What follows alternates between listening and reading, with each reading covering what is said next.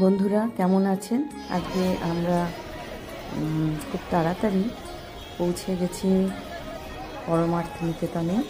যে পরমার্থ নিকেতনের যে আশ্রম তার কাছাকাছি আমরা 9 তারিখ ট্রেনে উঠে এই যে এলাহাবাদ পৌঁছে গেছি সঙ্গমের কাছেই।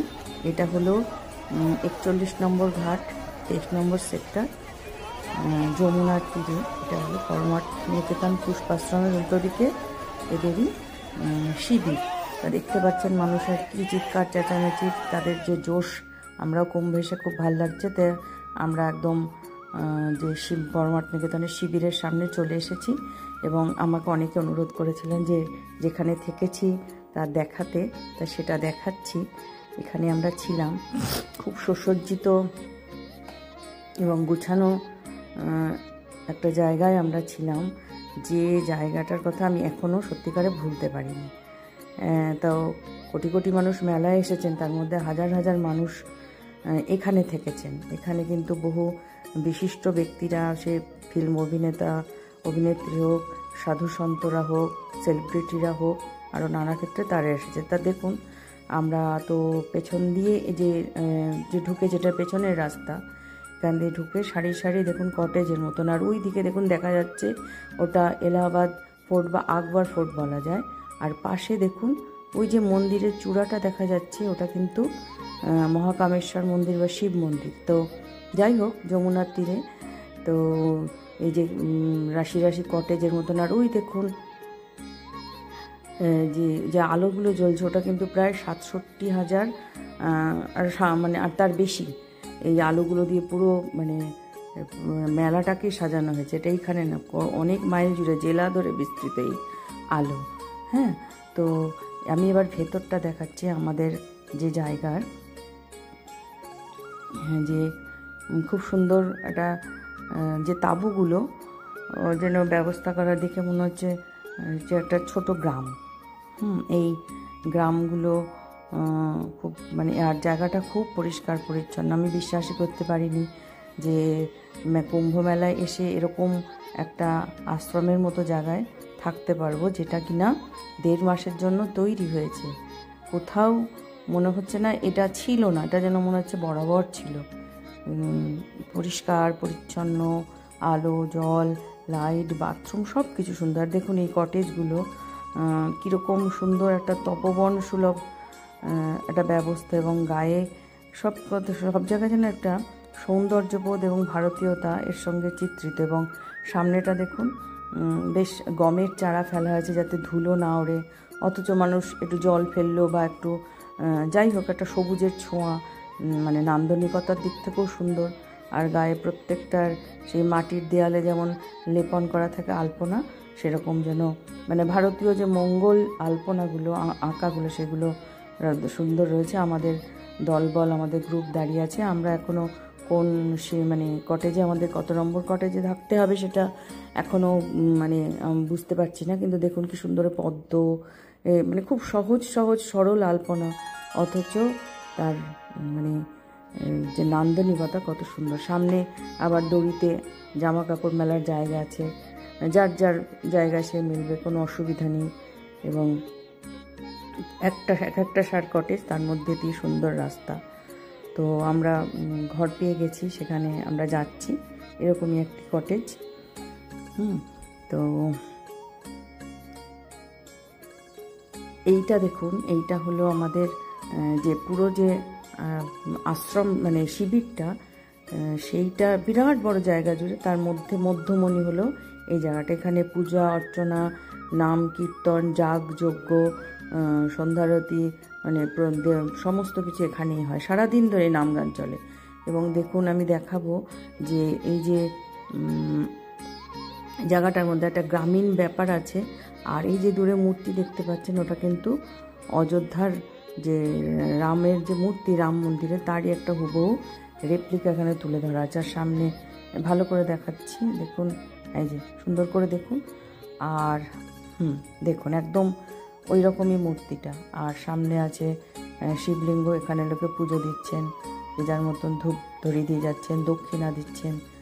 আর এখানে যে নাম গান হয়, সেটাও আমি কীর্তন হয় পরে, সেটা শেষের দিকে দেখাবো।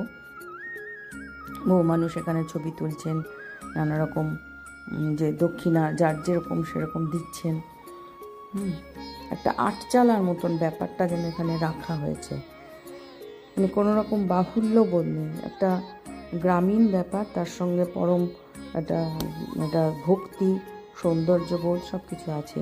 এই যে বাইরে অনেকে এখানে নাম গান হলে বাইরে চেয়ার পেতে বসে থাকেন, খুব সুন্দর চাঁদ উঠেছে, সেই চাঁদ দেখছেন, মানে আমাদের মানে সামনে পুরো স্বর্গরাজ্যের মতন একটা পরিবেশ সৃষ্টি করা হয়েছে। দিনে ঝকঝকে সূর্যের আলো, রাতে চাঁদের আলো, আর তার মধ্যে এরকম একটা ভক্তি, মানে স্নিগ্ধ একটা পরিবেশ। আর এই মাঝে মাঝে যে গমের চারাটা দেওয়ার জন্য মনে হচ্ছে যেন একটা গ্রামেরই পাশে আছে। হ্যাঁ, দেখুন খুব সুন্দর জায়গা। তা এইবার আমরা চলে এসেছি প্রসাদ গৃহ, এখানেই খাওয়া দাওয়া হয়। সকালবেলা চা জলখাবার থেকে শুরু করে তারপরে দুপুরের খাবার, বিকালে চা, রাতের খাবার সমস্তই এখানেই হয়। কিন্তু পরিপাটি সুন্দর এই জায়গাটা, কিন্তু আমি দেখাচ্ছি, বুঝতেই পারছেন কত বড় জায়গা। হ্যাঁ, এখানে একসঙ্গে ঠিক কত হাজার মানুষ খেতে পারে আমার ধারণা নেই, আপনারা দেখে আন্দাজ করে নিন। তো আমরাও এখানে ঢুকেছি, আমি চারিদিকটা ঘুরে দেখাচ্ছি, বুফে সিস্টেমের মতন। এখানে এক একদিন এক এক রকম রান্না হয়েছে, কোনো দিনও পোলাও, কোনো দিনও ফ্রায়েড রাইস, কোনো দিনও এমনি ভাত, সবজি, পায়েস, সুজির হালুয়া, সাবুর পায়েস, নানা রকম তরকারি, পনির, লুচি, কত কি মানে হয়েছে, এক এক বেলা এক এক রকম।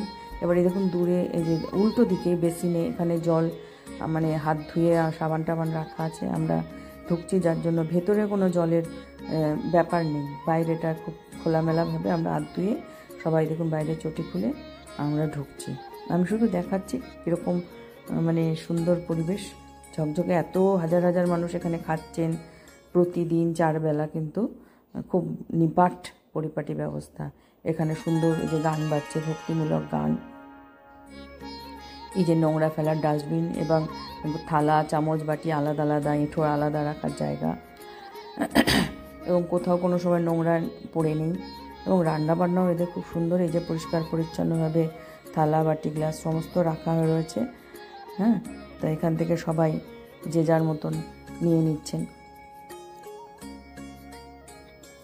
সবাই বসে আছেন এবং দেখতে পাচ্ছেন পুরো ভারতীয়, শুধু নয় বাইরের দেশ থেকে আছে। যে দেখুন এখানে কাড়া রাখা আছে, গরম জল আছে, ঠান্ডা জল আছে। আর সবসময় মানে ভিড় ভাট্টা নেই, যে যার মতন এসে মানে ধীরে সুস্থে খেয়ে যাচ্ছেন। এই যে আমাদের দল এখানে যে বসছেন, এই যে বলছিলাম এখানে গরম জলের ব্যবস্থা আছে, যে ফ্লাস্কে গরম জল ভরে নিলেন। আমি সেই সুযোগে আরও একটু দেখানোর চেষ্টা করছি। তলায় সুন্দর কার্পেট পাতা, কেউ আসছেন, কেউ খেয়ে বেরিয়ে যাচ্ছেন, কেউ গল্প করছেন। তো নিশ্চয়ই আপনাদেরও ভালো লাগছে, মানে এটা একটা পরম সৌভাগ্যের ব্যাপার। তো যে যার মতন খাবার নিচ্ছে, বিভিন্ন রকম পাউরুটিও আছে, ভাতও আছে, লুচিও আছে। তো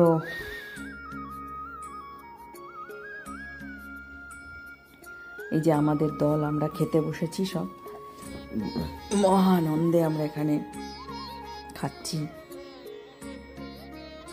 আনন্দ করছি। দেখছেন আমাদের থালায় কত কি রয়েছে,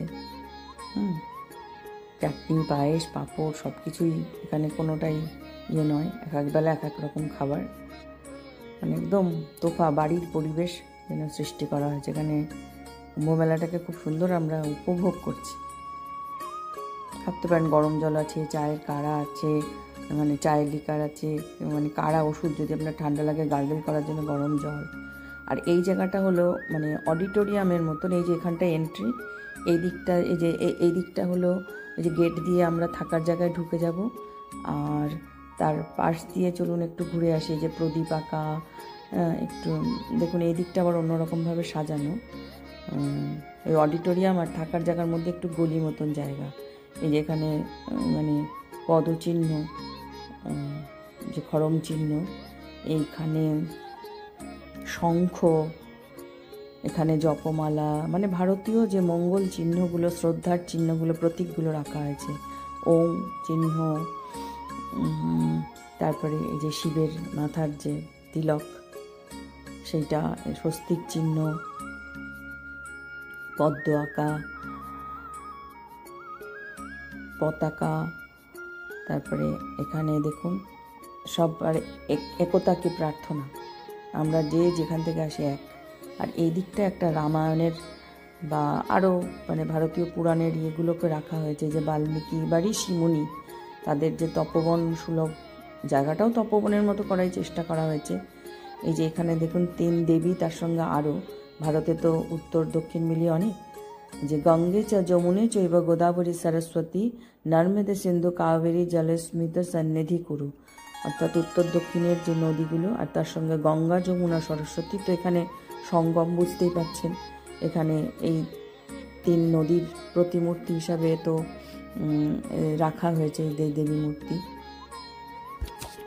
আর এদিকটা দিয়ে ঘুরে এখানে আসুন, এখানে যেহেতু উত্তরপ্রদেশ অযোধ্যা এখান থেকে দূর নয়, রাম মন্দির, রামের জন্মভূমি, এখানে রাম সীতার বাল্মীকির এখানে পুজো হয়, মূর্তি রাখা হয়েছে।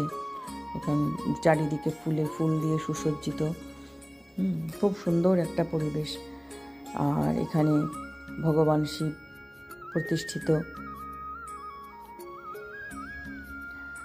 ওইদিকে দেখুন যম, এদিকে মীরাবাইয়ের ছবি, ওইদিকে হনুমান। তো মানে ভারতীয় ইতিহাস, ভারতীয় পুরাণ, ভারতীয় কালচারকে তুলে ধরার একটা মানে খুব সুন্দর সুচিন্তিত ভাবনা আমরা এখানে দেখতে পাচ্ছি। তো খুবই ভালো লাগছে। হ্যাঁ, তো মানে ভাবতে পারা যায় না যে 1.5 মাসের মেলার জন্য এত বড় আয়োজন অতিথি অভ্যাগতদের জন্য। অর্থাৎ টাকা দিয়ে আমরা রয়েছি, কিন্তু তার অতিরিক্ত কিছু একটা যেন এখানে আমরা পাচ্ছি। কোথায় যেন একটা দেশের যে পুরাণ ইতিহাসের প্রতি শ্রদ্ধাবোধ জেগে উঠবে, এরকম একটা পরিবেশ সৃষ্টি করা হয়েছে। তো দেখছেন গঙ্গা যমুনা সরস্বতী পাশাপাশি সহাবস্থান।